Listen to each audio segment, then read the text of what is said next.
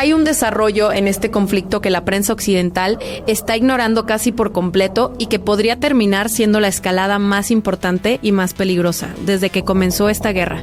No porque el daño físico inmediato que produjo sea el más grande que hemos visto, sino porque lo que representa estratégicamente es de una magnitud que muy poca gente está procesando con la seriedad que merece.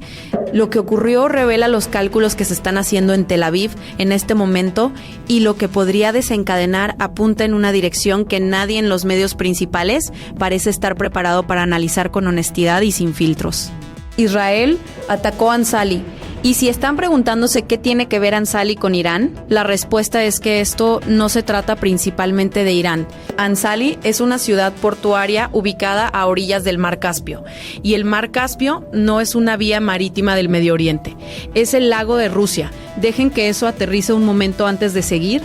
En medio de un conflicto que ya ha estirado la capacidad militar americana hasta sus límites más extremos, que ha fracturado la alianza occidental de maneras que van a tardar años en repararse, se produjo el peor día de pérdidas aéreas americanas en varias décadas, que provocó el despliegue de bombarderos con capacidad nuclear y que generó una crisis energética que está afectando a cientos de millones de personas en todo el mundo. Israel ha atacado ahora una instalación portuaria mayor que se encuentra a orillas del mar interior, más estratégicamente importante para Rusia, en una ubicación que funciona como nodo logístico crítico para la cooperación militar y comercial entre Rusia e Irán.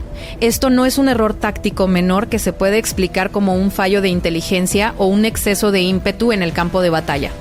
Es una declaración estratégica de una gravedad que estremece, y entender qué es lo que declara exactamente y cuáles son las opciones de respuesta reales con las que cuenta Moscú es lo que vamos a analizar en detalle ahora mismo. Empecemos por la geografía, porque la geografía es el fundamento de absolutamente todo lo que tiene importancia estratégica en esta situación.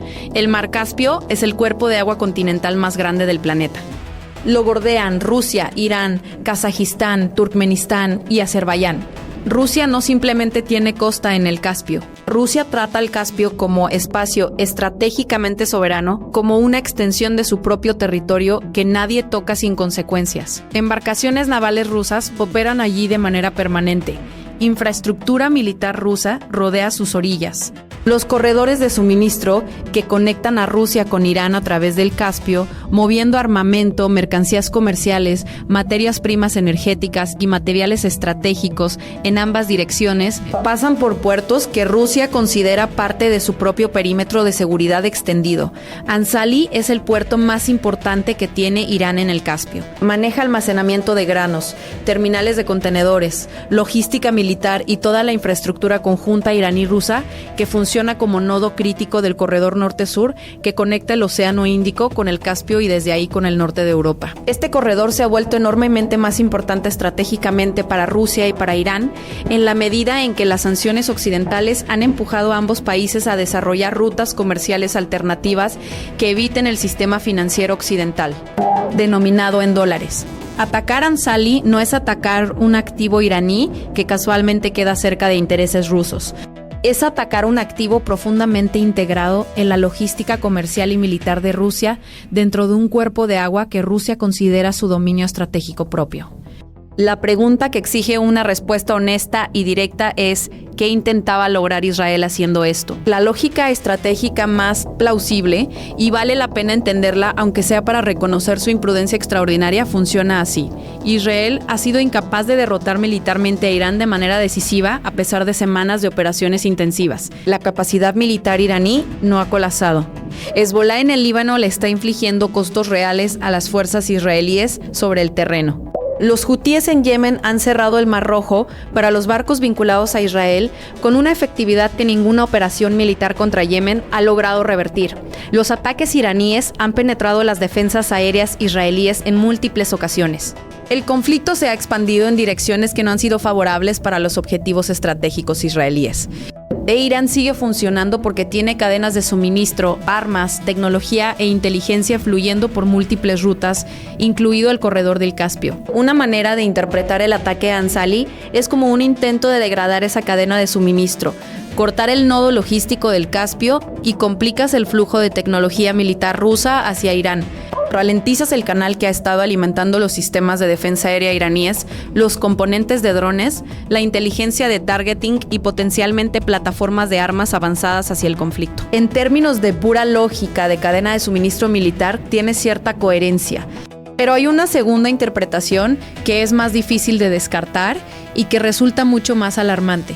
Israel puede estar intentando deliberadamente arrastrar a Rusia hacia este conflicto. No porque los planificadores israelíes crean que pueden derrotar a Rusia, lo cual es obviamente imposible, sino porque la participación militar directa de Rusia activaría la obligación de defensa mutua del artículo 5 de la OTAN y forzaría a Estados Unidos, a la Alianza Europea y a toda la infraestructura militar occidental a una confrontación a gran escala con Moscú que haría que el actual conflicto con Irán pareciera pequeño y que reformularía toda la guerra en términos donde los intereses de Israel y los intereses de Occidente quedarían alineados de una manera que haría políticamente insostenible la actual ambivalencia occidental sobre la conducta militar israelí. Ese cálculo estratégico de provocar deliberadamente la intervención rusa para forzar a la OTAN al conflicto no es una señal de fortaleza. Es la señal de un país que ha concluido que no puede alcanzar sus objetivos con su propio poder militar y está intentando fabricar una situación donde otros peleen sus batallas existenciales. Hablemos ahora de lo que Rusia puede hacer en respuesta al ataque a Anzali, porque esta es la parte del análisis que está completamente ausente de la cobertura occidental y que más importa para entender hacia dónde va este conflicto. Rusia no ha respondido formalmente con fuerza militar. Eso no es porque a Rusia le falte la capacidad para responder, ni porque la provocación no haya sido suficientemente seria. Es porque Rusia tiene un abanico de opciones de respuesta graduada que no requieren participación militar directa y que pueden imponer costos enormes a Israel sin activar la escalada formal que conllevaría un ataque directo. La primera opción y la más inmediata es el espacio aéreo sirio. Rusia controla el entorno de defensa aérea siria. Las fuerzas rusas en Siria tienen la capacidad de cerrar el espacio aéreo sirio a las aeronaves israelíes, algo que Moscú nunca ha hecho a pesar de años de ataques israelíes en territorio sirio. Si Rusia decide activar esa opción, las capacidades de ataque de largo alcance israelíes contra objetivos en Líbano, Siria e Irán a través de los corredores aéreos sirios quedan inmediatamente restringidas. No eliminadas, Israel tiene otras rutas pero significativamente complicadas y mucho más costosas. La segunda opción, y la que cambiaría la trayectoria del conflicto de manera más dramática y más rápida, es la entrega de sistemas de defensa aérea avanzados a Hezbollah en el Líbano. Actualmente, Hezbollah opera con un arsenal de misiles sofisticado, pero con una capacidad de defensa aérea avanzada muy limitada. Si Rusia entregara sistemas ES-300 a Hezbollah, no los sistemas más avanzados que tiene Rusia, simplemente el S-300, el norte de Israel se convertiría de inmediato en un entorno aéreo genuinamente disputado, donde operar sería radicalmente más peligroso. Las operaciones de la Fuerza Aérea israelí sobre el Líbano y el norte de Israel enfrentarían un perfil de amenaza que no han encontrado antes y que sus doctrinas actuales de operación no están diseñadas para manejar de manera efectiva. El tercer camino implica el mejoramiento directo del suministro de armas a Irán. Rusia ya ha estado proporcionando inteligencia de targeting y material militar a través de varios canales. Si el ataque a Anzali cruza un umbral que Moscú decide que requiere una respuesta cualitativa y no solo una protesta diplomática, la calidad y cantidad de tecnología militar rusa que fluye hacia Irán podría aumentar de manera significativa. No declarada, no reconocida formalmente, pero con consecuencias operativas que se mostrarían en el campo de batalla en días o semanas.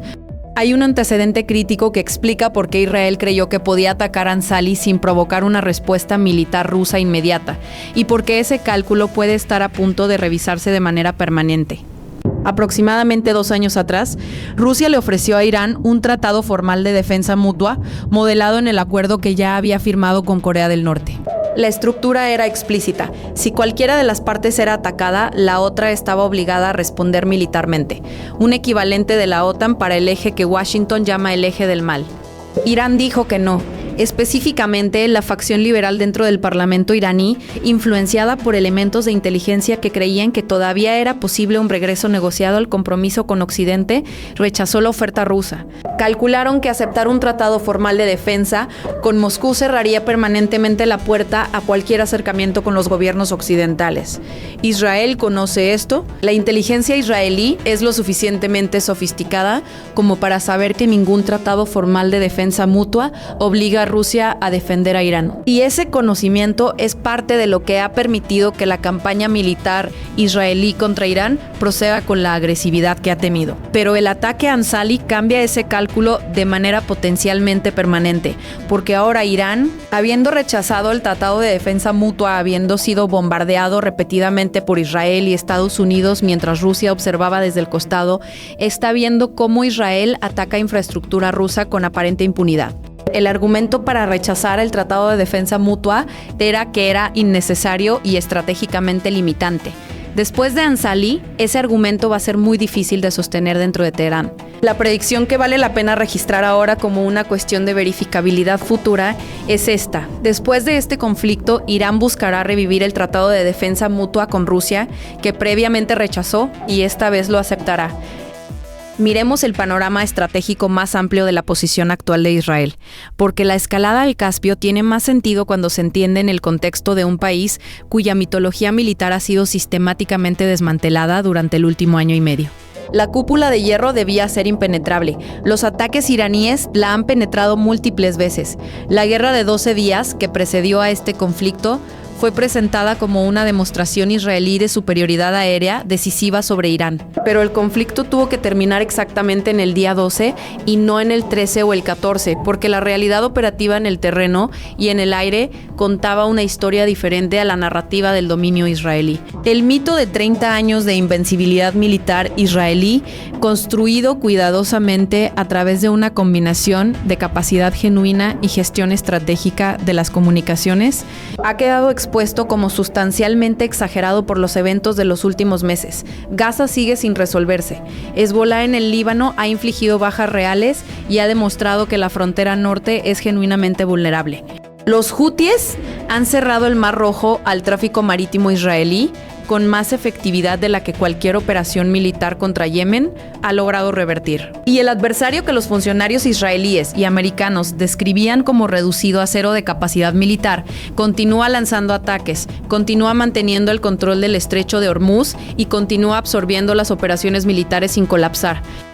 En ese contexto, el ataque a Ansali parece menos un golpe maestro estratégico deliberado y más lo que probablemente es un acto de desesperación de un ejército que se ha quedado sin objetivos alcanzables en el teatro inmediato y está intentando expandir el alcance geográfico del conflicto, buscando una palanca que pueda producir resultados que no puede lograr a través de la confrontación directa con los adversarios que ya ha comprometido. La respuesta de Rusia no será un ataque militar directo contra Israel, no porque a Rusia le falte la capacidad o la motivación, sino porque las opciones de respuesta graduada disponibles para Moscú pueden imponer costos enormes a Israel y a su entorno estratégico sin activar la escalada formal que constituiría la acción militar directa. Rusia juega el juego largo. La respuesta a Ansali llegará en formas más difíciles de atribuir, más difíciles de contestar y más difíciles de deshacer que un misil. Pero llegará, y cuando el S-300 aparezca en el Líbano, cuando Hezbolá dispare un sistema que rastrea y ataca aeronaves de la Fuerza Aérea Israelí sobre el norte de Israel con una precisión que la capacidad de defensa aérea anterior de Hezbolá no podía alcanzar. Todos vamos a recordar este momento. Vamos a recordar que el camino a ese momento pasó por Ansali, por la decisión de Israel de atacar el lago de Rusia, por la arrogancia calculada de un ejército que confundió las reglas que aplican a adversarios sin patrocinadores poderosos con las reglas que aplican a los aliados del país que posee más cabezas nucleares que el resto del mundo combinado.